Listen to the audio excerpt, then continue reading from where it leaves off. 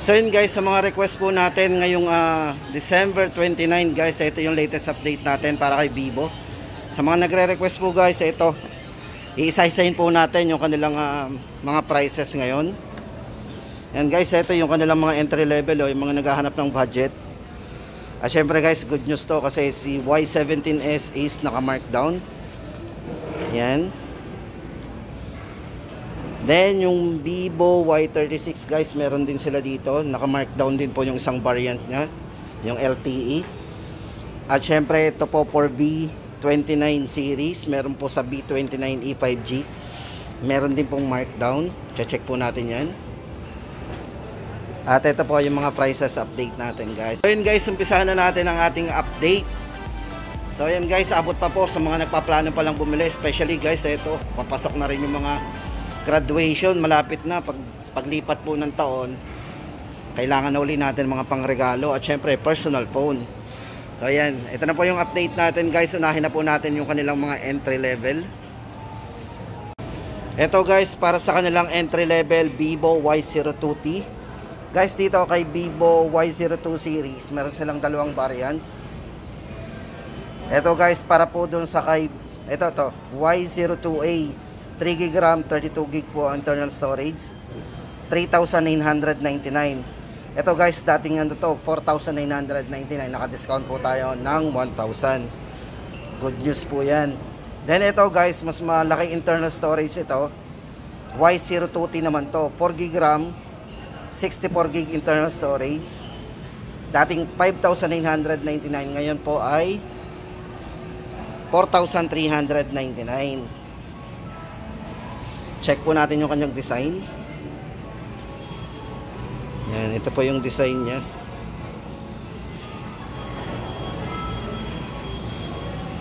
Tapos check po natin yung kanyang specs and parameters. So yung mga iba pong ano natin. Ito guys, para sa kanyang design, ito yung naka 2.5D trendy design. Pansin niyo naman, medyo naka ano yung design yan.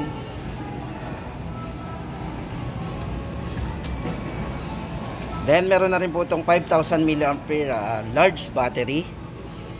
Size po ng screen guys, ito tama-tama, ito po ay naka 6.51 high definition with eye care protection. Yan. Then sa charging guys, naka 10 watts fast charge na po yan. At latest Android po ng version, yan, Android 13.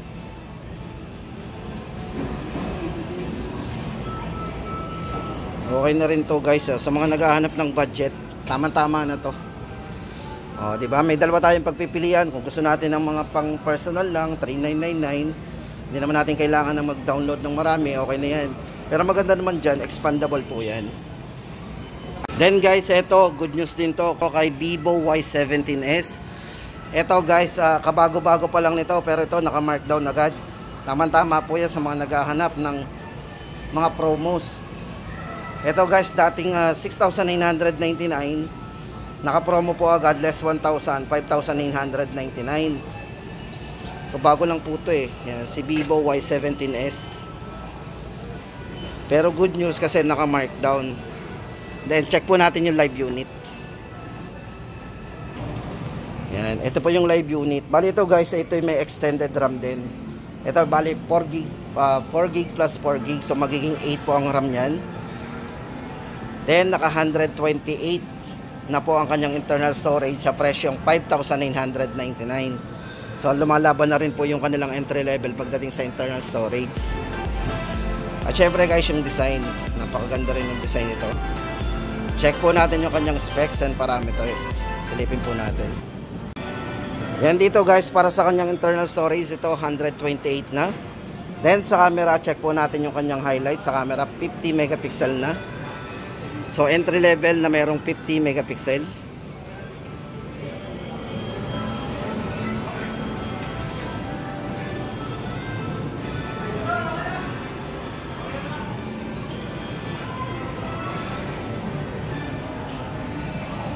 So yun guys, sa mga naghahanap ng ng budget phone ni Vivo Y17S, yan. Ito guys, maganda to. Pang recommended po to. Then guys, ito naman ang update natin para kay Vivo V27. Ito po, pasok din to sa ating budget kasi ito Entry level din po ito eh.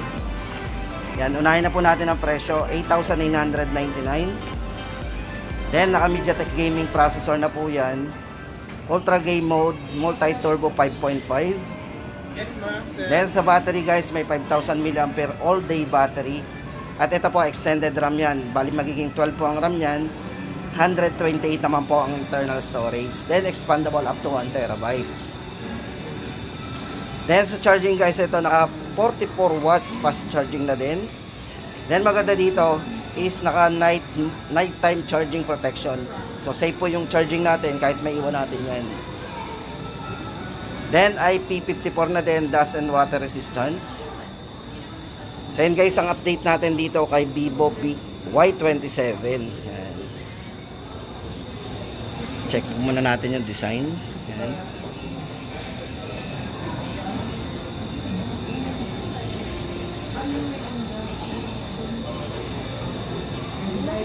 Check po natin yung camera.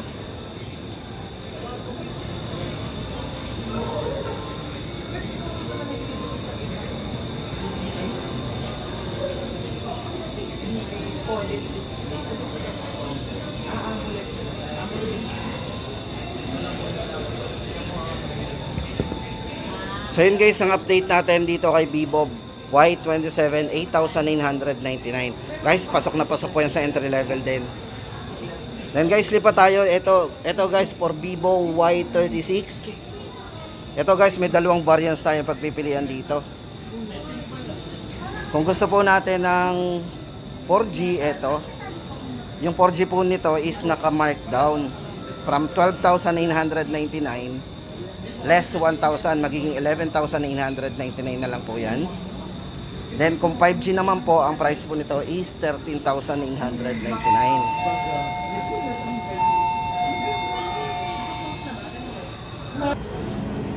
Guys, maganda dito kay Vivo Y36. Kahit ito, tamang-tama ito sa mga gamer. Kasi ito, meron itong touch sampling rate na 240Hz na naka 90Hz na po yung refresh rate ng screen. Tapos naka ano na rin siya, 6nm Snapdragon, naka flagship processor po yan. Then naka ultra game mode, multi-turbo 5.5 din. Then sa charging guys, ito naka 44 watts fast charge with 5,000 mAh battery. Camera guys, ito meron na rin itong malinaw na camera, 50 megapixel. Check po natin.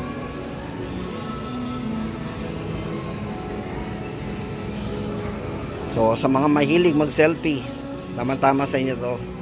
At syempre guys, maganda dito, sa video resolution, check po natin. Ito video to eh. Yan, meron po siyang 60 fps yan, naka 60 fps po yan. 720 na naka 60 fps po. Yan, pagdating sa video. So dito po napaka-steady po dito. Yan.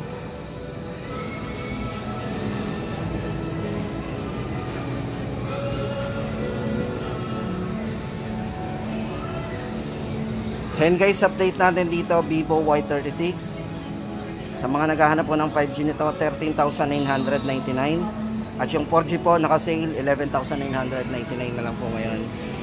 Then guys, sa color, check po natin. Ito po yung isang kulay.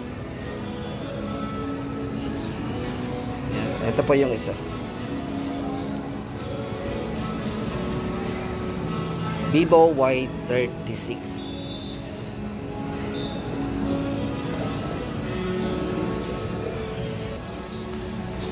Then ito po yung sunod natin guys. Ito good news din para kay Vivo V29e 5G.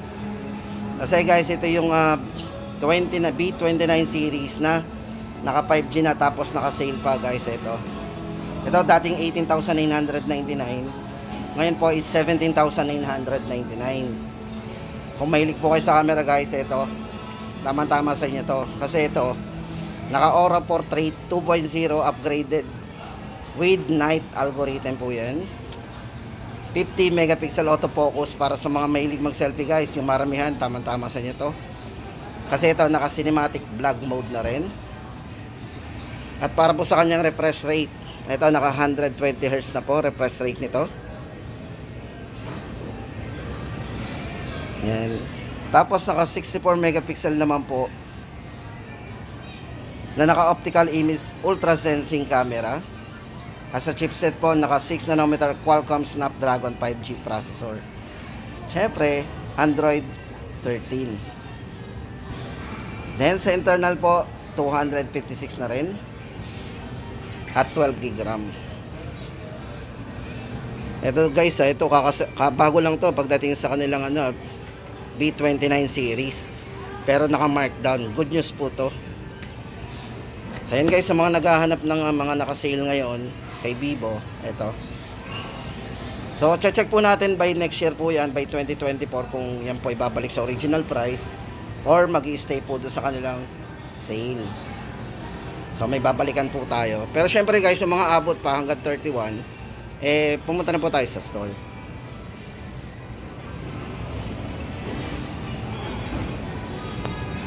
Then guys, para naman kay B29 5G, ito guys, may dalawang variants tayong pagpipilian. Isa pong 256 at saka isa pong 512 gig. Yan guys, ito check na po natin.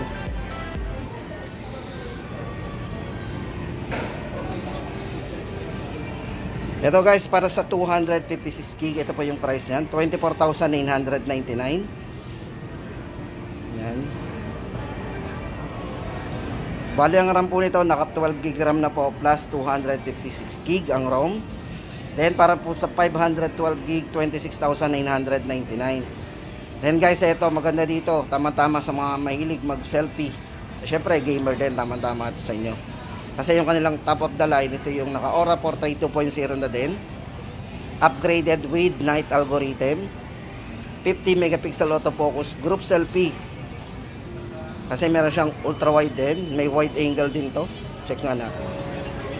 Yan, meron po siyang wide angle yan, naka 0.6 po yan.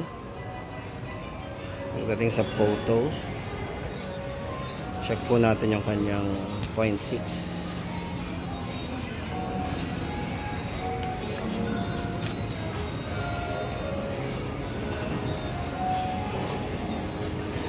Napakalinaw ng camera niya. Then guys, maganda dito kasi sa kay B29, napakagaan. Tapos ang nipis. Yan, may ilaw yung likod.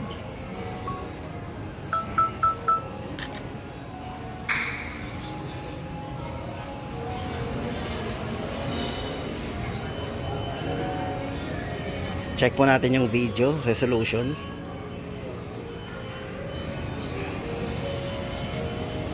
So yun guys, naka ano na rin to naka 1080p full, pwede ito sa 4K. Check natin yung 4K. Yan. Then yung kanyang 1080p pwede sa 60 fps. So yan, 1080p 60 fps yan, naka ano tayo yan, napaka smooth pagdating sa video.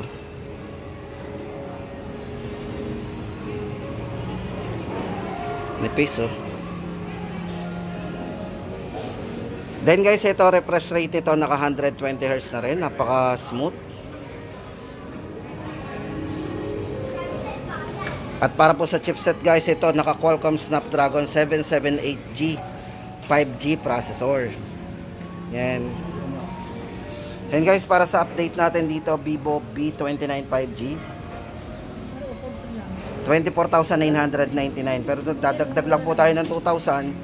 Doble na po yan, 512 gig na. Then meron po silang bagong release po ngayon, yung kulay pink na B29 5G. Ito po kulay pink yan. Ito po yung bagong release po nila.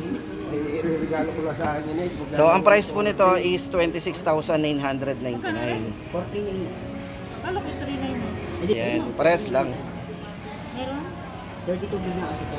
400 lang dito. Oh, naka ultra dual stabilization po pala si B29 5G. Kasi itong maganda dito, nakikita, ang lagi ko nakikita sa kanila, yung doble.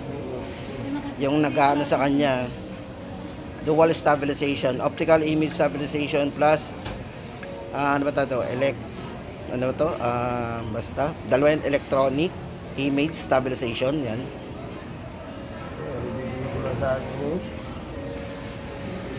Matanda na. Then naka 80 watts fast charge na po yan, super bilis ito mag-charge. yan, sir. Maglalaro daw ng... So yun guys, ang latest update natin dito kay Vivo. Ito po yung mga flagship nila yan, B29. Tapos ang good news nga po, yung kanina, yung B29e 5G. 5G na, tapos naka-sale yun. Discount ang 1,000. So yun guys, ang latest update natin ngayon kay Vivo. December 29, 2023.